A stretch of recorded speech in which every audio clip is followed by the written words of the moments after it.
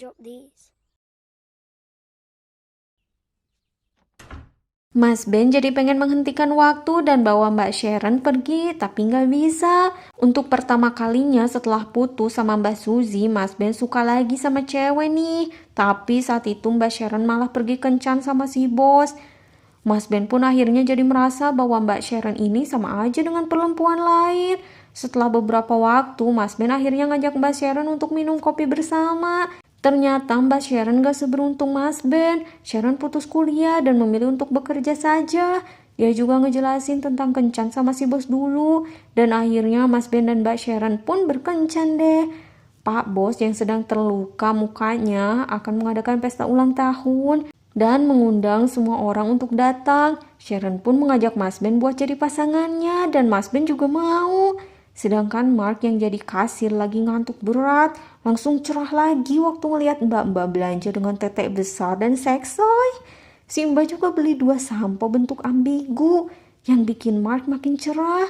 Pak bos manggil semua anak buahnya buat ngundang ke pesta ulang tahun dia Sabtu nanti. Dia minta Ben buat nyariin penari striptis buat pesta nanti. Dan Ben minta bantuan Sean buat nyariinnya. Mereka datang ke tempat penari itu. Di sana ada emak-emak yang lagi nari-nari strip sambil nembak-nembak pistol.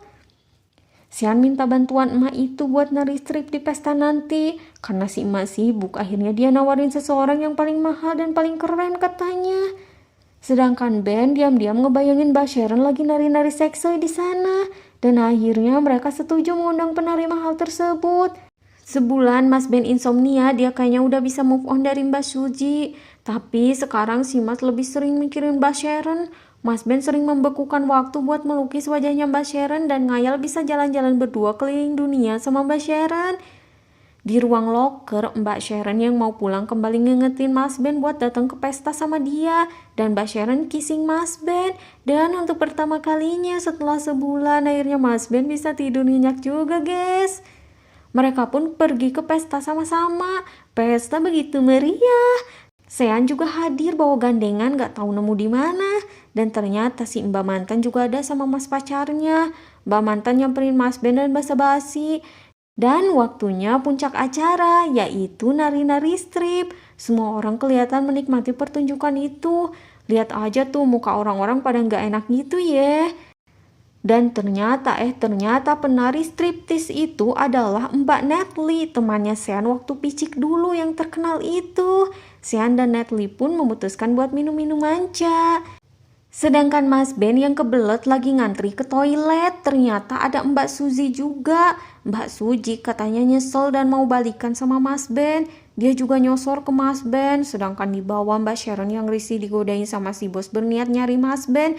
Nggak sengaja dia ngelihat Mas Ben lagi kissing-kissing sama mantannya. Jadinya aja si Mbak kabur tuh.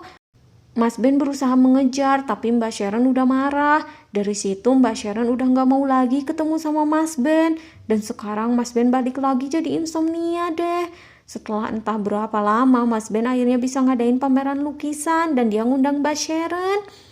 Mereka ketemu lagi, mereka juga baikan lagi. Waktu salju turun, Mas Ben membekukan waktu lagi. Dan nyium Mbak Sharon yang langsung sadar dan ngasih lihat pemandangan indah itu. Sekarang Mas Ben udah gak insomnia lagi karena udah ada Mbak Sharon di samping dia.